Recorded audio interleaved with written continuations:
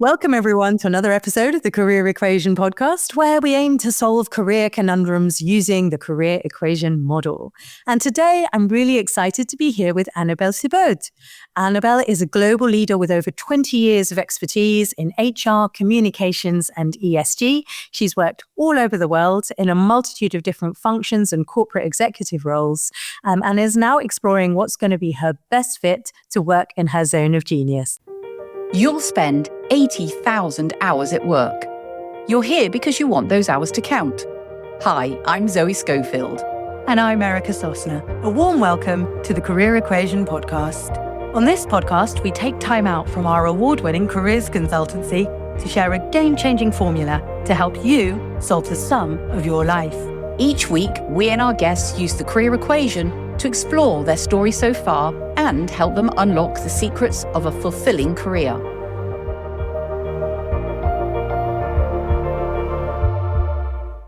It's lovely to have you here today, Annabelle. Welcome.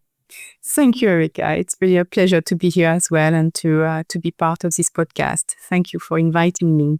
My pleasure. And of course, we've known each other for some years now, and it's been really exciting both to see your career evolve, but also to learn more about the perspectives and insights that you have about international corporate leadership life.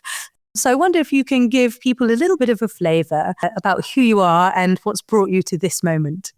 Yeah, you said a bit, and yes, you're right. We've known each other for close to a decade, and I had the pleasure to go through the career equation with you. And I really believe in this model where you had skills plus passion plus experience divided by environment in order to thrive.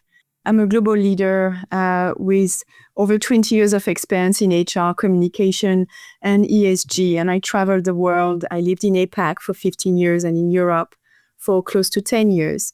And I'm in between at the moment.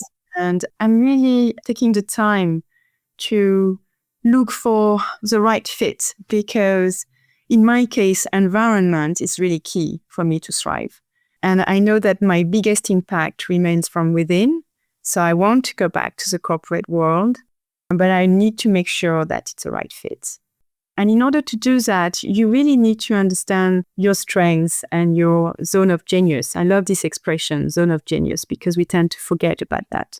Yeah, and it's so true. I think that, it will be really interesting for lots of listeners to hear your thoughts and your navigation of this process, because for so many of us, there's that experience of what is past, what might be future, and the difficulty of navigating the unknown in the middle. How do you do that skillfully? How do you use that time in proactive reflection so that you make a really great conscious choice about your next steps? And so many of us fall into our careers rather than choose them, or people choose us, opportunities choose us. Sometimes that can work out great, sometimes not so much. So really starting that perspective of knowing what the environmental fit is that's right for you and knowing lots about who you are and what you bring, I think can make a huge difference to people's job preparation. So I think it'll be really interesting for us to take the equation journey and see what we can find. So I guess the question at heart for today is that, how do I find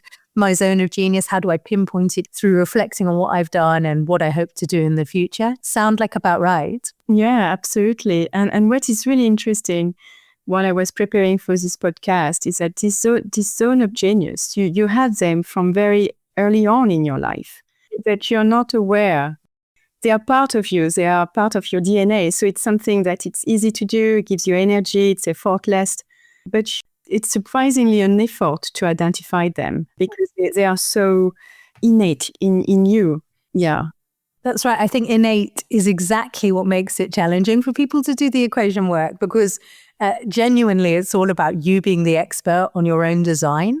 And yet, because things that are your natural gifts and zone of genius come so easily to you, it's easy for us to assume that it's nothing special. So, all the people I meet are natural salespeople, natural speakers, natural problem solvers, natural artists, natural connectors. It takes them some work, some effort to uncover that is special, that not everyone can do that at the level that they can. And that's exactly why we use story, your own personal story, to uncover some of those insights, because we circumvent the censor in us, the more analytical part of us that might have something to say about judging that, So I'm very excited to get into your stories and see what we can uncover about your personal zone of genius. And for those who haven't heard the equation before, I'm going to very quickly summarize it before we get into the stories. So the equation says this: there is a thriving zone for everyone in which they are in their zone of genius. And there's a kind of sweet spot, if you like, between four components. The first is, what is the person naturally good at? What comes to them effortlessly that they have pleasure and enjoyment in doing? The second is, what subject areas or activities generate a sense of energy, pleasure, and purpose for you? We call that passion. What are those levels of enjoyment, that things that don't feel like work, that feel effortless because they are instantly engaging and nourishing to you as a person? The third is, how do you define success? What are the ways that you measure an impactful life? And those will change as you change. They will evolve as the industries and fields you're in as well change. So that's probably the one that I think in a way is the most volatile, the definition of success. And then the fourth is the insight about environment making a huge difference. So how do we get underneath the skin of helping somebody to really be at their best as much of the time as possible? Because we all know that there are environmental factors that make a big difference, whether it's the quality of the Wi-Fi or whether it's the folk that you're working with, whether it's the pace of change, whether it's the leadership culture. There are all sorts of things about the environment that will either support or sabotage you. And people often have blamed themselves about things not working out. But then when we looked at them through the lens of the equation, we saw it was an environmental mismatch, which is no judgment on the organization, no judgment on the person. But like any other chemistry and any other relationship, there needs to be a well-founded environment to support growth and flourishing and thriving, as we put it in the equation. So without further ado, let's dive into your first moment. And the first moment is all about exploring this idea of strengths and skills. Tell us a little bit about a time when you were young, when you discovered that you had a natural aptitude for something. I come from a rather sedentary family. Every summer we're going to different parts of France on holidays, and my parents really told us that everything was right in front of us. So we didn't really have to go quite far away to travel. And I believed in that. France is obviously a very beautiful country. You have everything, mountains, sea, and so on. I had the opportunity to spend a few months in India at the age of 19. And there I was teaching French. I was doing some volunteer job. I was based in Chandernagore, but we traveled in the north of India. And our lives there was quite regulated, I would say, at that time. And as a young female student, I was escorted wherever I went, which was very unusual for me coming from France, but it was all about safety. And I had to adapt to a different rhythm, climate, language, way of making decisions. And everything sounded so slow and inefficient at times. But by magic, things were happening. So I really, when I went there, I was not expecting at all to be in some relationship. And what really blew my mind is the ease to connect with people there, despite our differences. And I learned to observe, I learned to listen, to adapt, to be patient, and to trust the process along the way.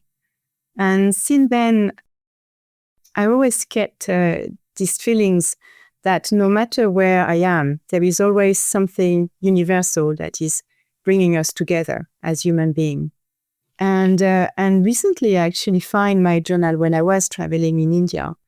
And in a way, I kind of fell in love with this young female student, 19 years old, because she knew herself quite well already. She was already complete. There was this abundance inside her. I was very touched by this young woman who traveled the world because, on my return to Nantes, where I'm from in France, I organized some slideshows in schools to share this experience. I was also trying to raise some funds because I wanted to send some money back to as a school where we were teaching French. And there was this idea of helping kids to open their eyes, to the world.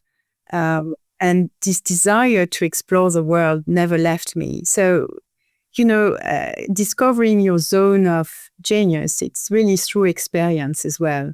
And sometimes you really have to go outside your comfort zone. It was the beginning of my international career. I will not stay within the border of France. I had to explore the world.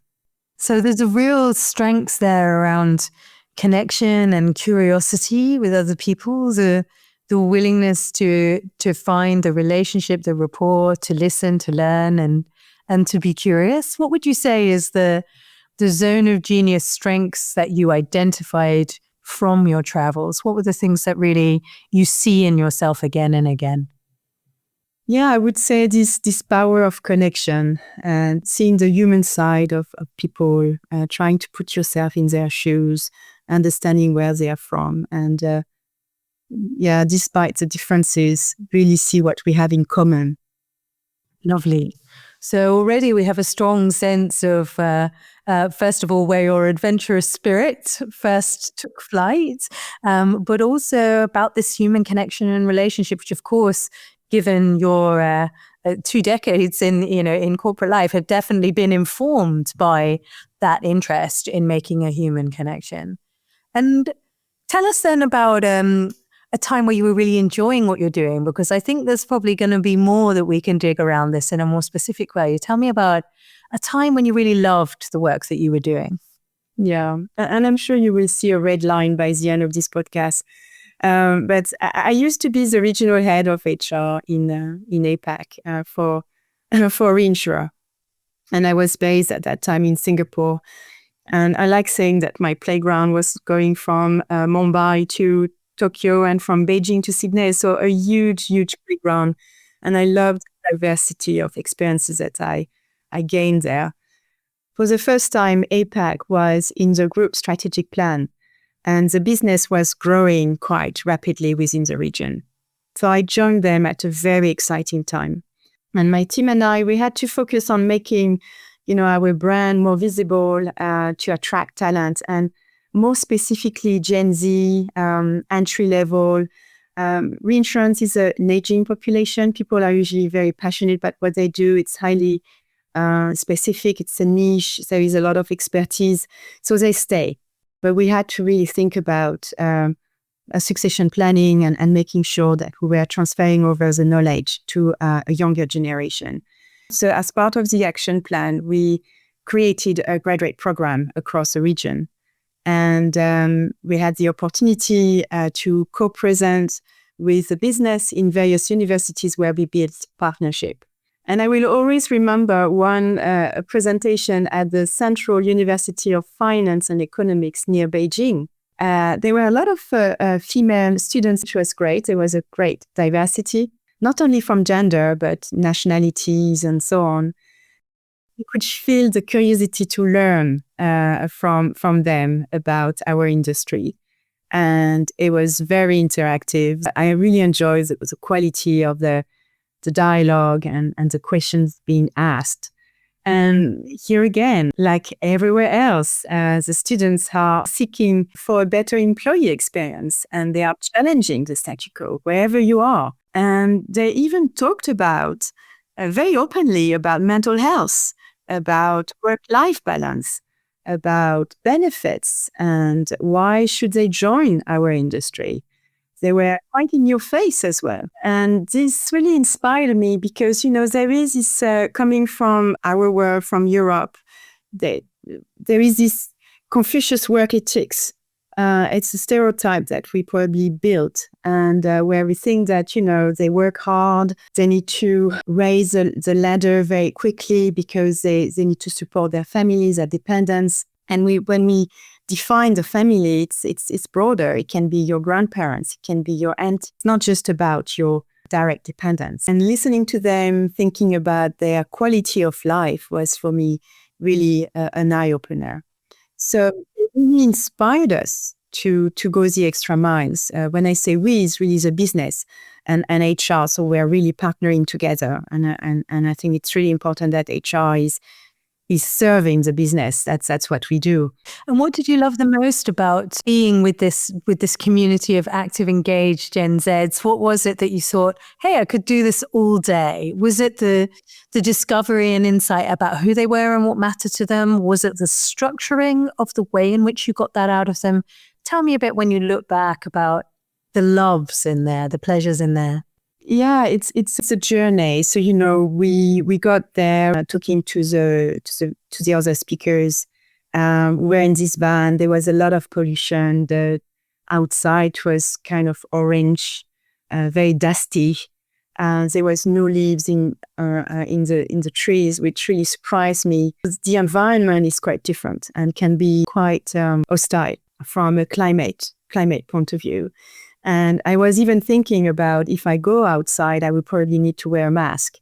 And then we got to this university where we were, the ego was probably activated because they were, the hospitality level is just amazing. They were there waiting for us. It was kind of like a red carpet waiting for us. And this is so amazing to have this opportunity to speak in such a prestigious university.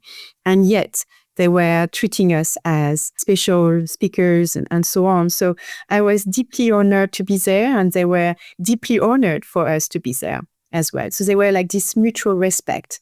And they escorted us to this amphitheater, and everybody was waiting for us. And so you really want to make sure that you don't waste their time, and you can really talk passionately about your industry, and making sure that you can create some connections with them as well, and really build this dialogue. It was really a dialogue. So we're not there to teach them anything, or it was really about let's share experiences and see if it can inspire you. Yeah, beautiful. So really about that rapport, relationship, sharing ideas.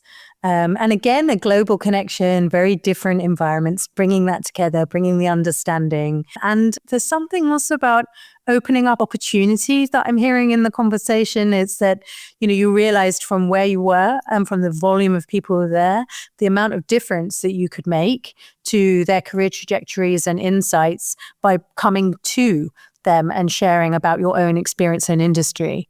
Yeah, absolutely. And there was a hidden agenda. It was really to make our industry more visible, because we knew that once they knew us, they were quite hooked, and they wanted to join us. But we wanted to make sure that reinsurance is quite niche. So it was really important to attract these beautiful talents to us, to our industry, and to the company I was working for.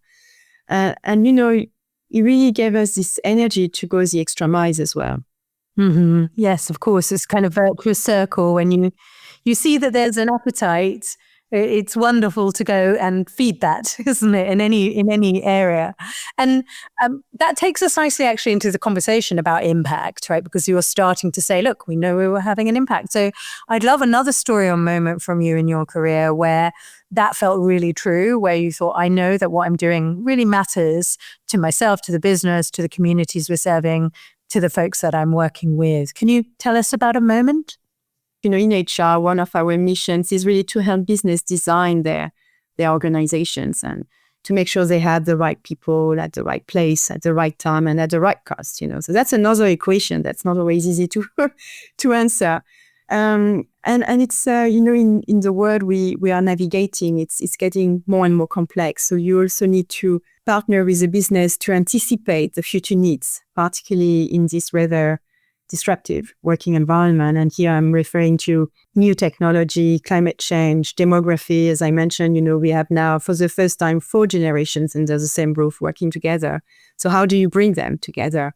Instability, economically, we have some politically as well, and so on. So it's really something that you have to work closely with the business to understand the impact on our talent agenda. And I'm truly passionate about coaching, developing enabling careers, creating healthy, safe, and diverse environment. And that's something that came out of this career equation when we did it together, Erica. And I love building an organization leadership pipeline through strategic talent management with clear KPIs and HR metrics, because you need to quantify and measure what you do, even in HR.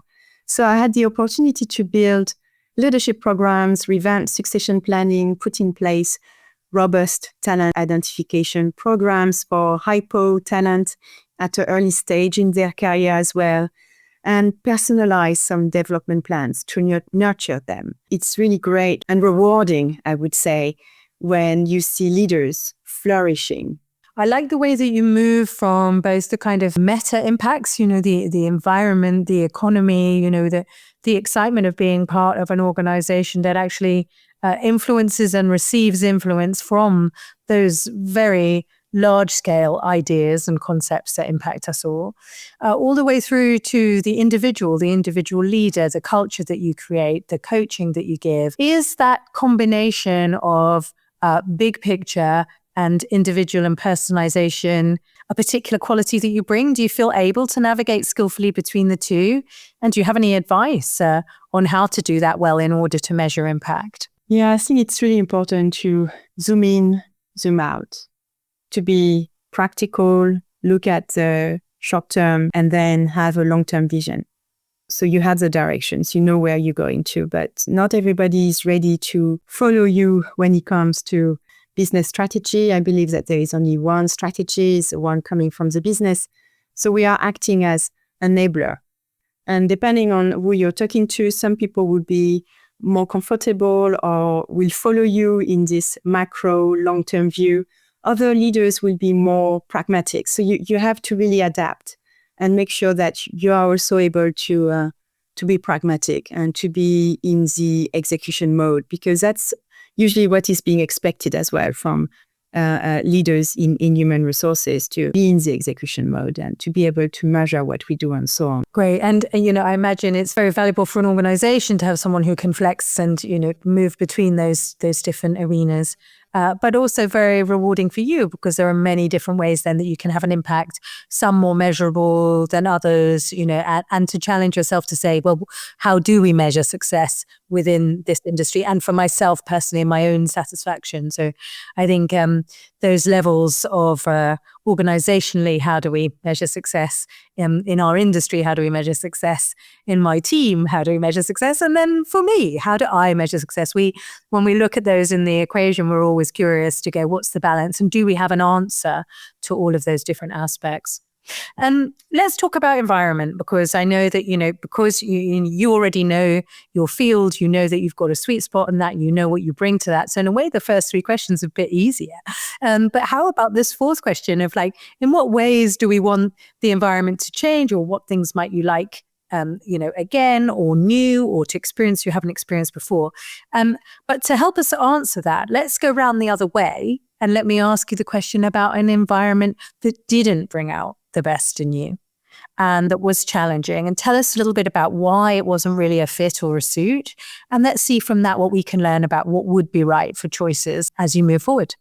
Yeah, so at the start of this year, I left my former organization, and I took a break to reflect. Wanted to reinvest in myself, went back to university, travel also, wanted to do some volunteer jobs. So I went all the way to Australia to volunteer in an Aboriginal community. And that was absolutely amazing, because I'm also an artist. I paint, and I was working in this art center. And so I could bring together art with volunteering and giving back to society. And it was really a good way to go back to the basics as well. And I needed that, because I can't emphasize enough that it's never too soon to leave an organization that doesn't serve you. We are all facing economic pressure, to pay the bills, to the mortgage, education cost, and securing the best possible future for our family, if we have one, and so on. But none of this should come at the expense of our health. And I've seen a lot of people doing burnout and so on, because it doesn't work anymore for them, and the environment is not the right fit. So health is our most precious asset, and we often overlook it in the pursuit of success. And I love this. I was supporting life and health, and at one point we did a presentation, and the topic was around health is a new wealth, and I do believe in that, and I speak from experience as well. And I'm still in between. I decided to launch my own coaching practice and HR advisory business, while also preparing for my next corporate role.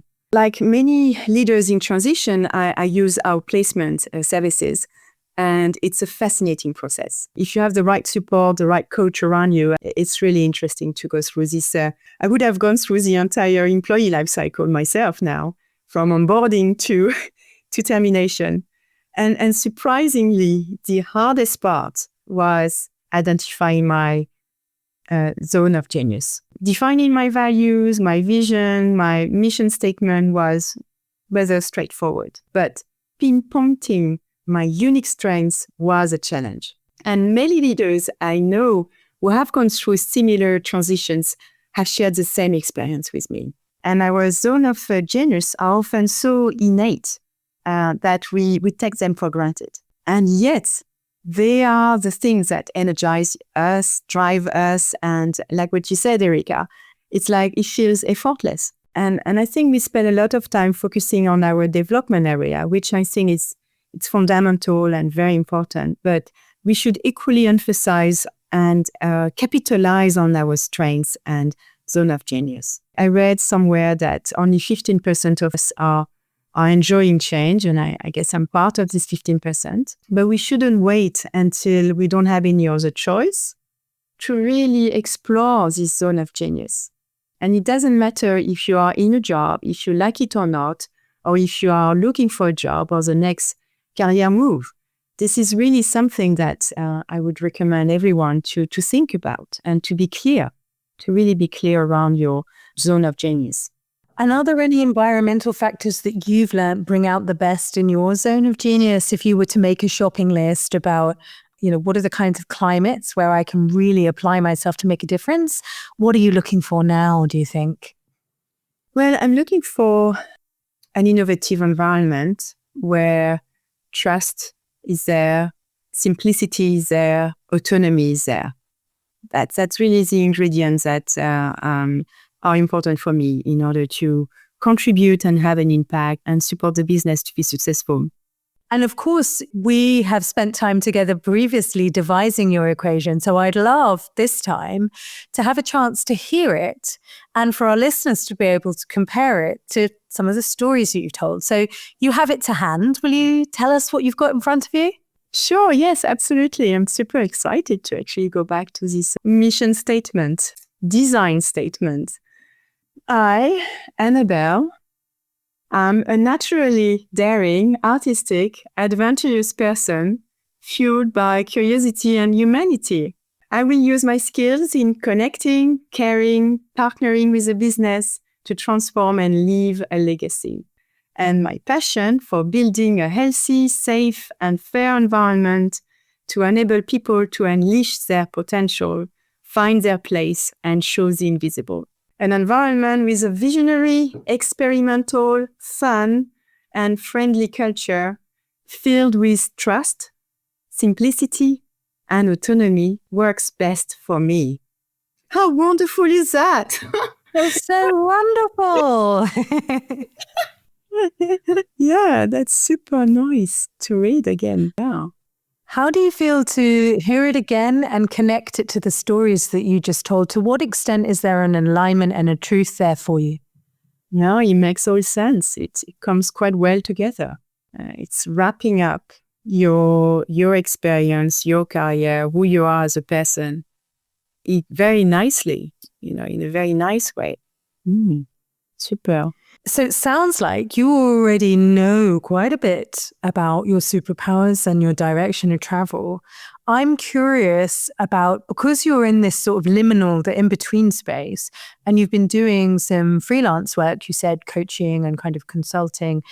To what extent do you feel like you are living that statement now? Like if you were giving it a score between 1 and 10, Does it feel lower because you're not in the organization yet? Or does it feel quite high because actually you're expressing quite a lot of these things in the day-to-day, even if it's not necessarily in like the long-term role you see yourself? Where's your score? Yeah, I would say 7. And I think once you have accepted that you are in transition, that you want to take the most out of it, and it's probably a unique time for you to do some personal development, spend some time with your family, meet new people that you would never meet. You would never have the time to meet them. Explore new things, grow your mind, and so on. Once you have accepted that, and I'm not saying it's every day easy because you can have some pressure as well, but once you have accepted that, you know it's a matter of time. And you know that things will come together at the right time. Of course, you need to spend, it's an effort. You have to learn as well to dare, to ask for support, for help, to reach out. I don't like this term, to sell yourself or to have your narratives ready. But it's worth it. It's really worth it to go through this leadership transition, for sure. And what's your key advice for people who are in this in-between? So whether it's through redundancy or through choice or through ill health, or, we all have moments where we stop and pause, and it can feel, as you said, for many, quite anxious making, quite, we're change averse. What is your key bit of advice for folks in this in-between to really make the most of it and embrace it? The advice that I would have is, don't question your value. Your values are still there. It doesn't matter if you are working or not working, or if you're in transition and so on. Your skills, your experience, it's there, so don't question that. And I wanted to share a story I heard that resonated a lot with me. Someone was saying that, he had like a banknote of 10 euros and he was throwing it on the floor, putting it in the bin and taking it back. And then, unfold the banknote of 10 euros and it's still 10 euros. So even if you have been hurt or you didn't leave the organization on your terms, you're still worth it 10 euros. It's still there. The value is still there.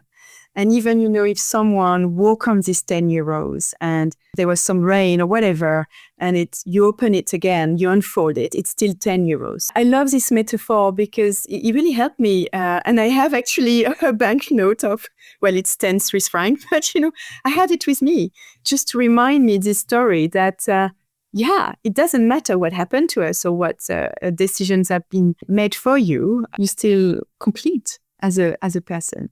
And I would like to leave with this quote, and I'm sure you heard about it if you saw this movie Invictus. You are the master of your destiny. You can influence, direct, and control your own environment. You can make your life what you want it to be. And that's from Napoleon Hill. And I love this quote as well. So surround yourself with beautiful quotes that are keeping you positive, and don't hesitate to seek for support. People will help you more than you think.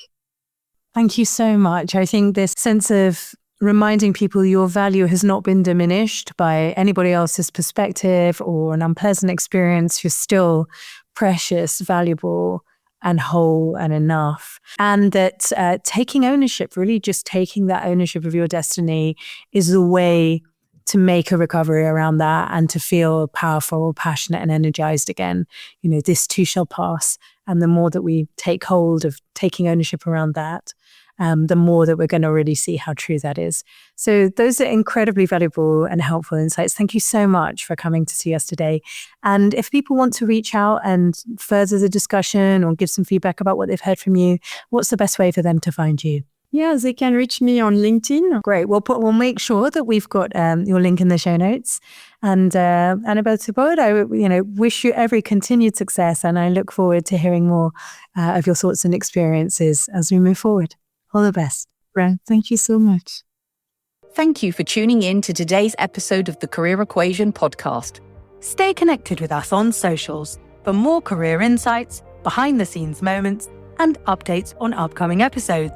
And if you'd like to work with us, visit the Career Equation website or click the links in the show notes. Remember, the Career Equation isn't just a podcast, it's a journey towards unlocking your full potential.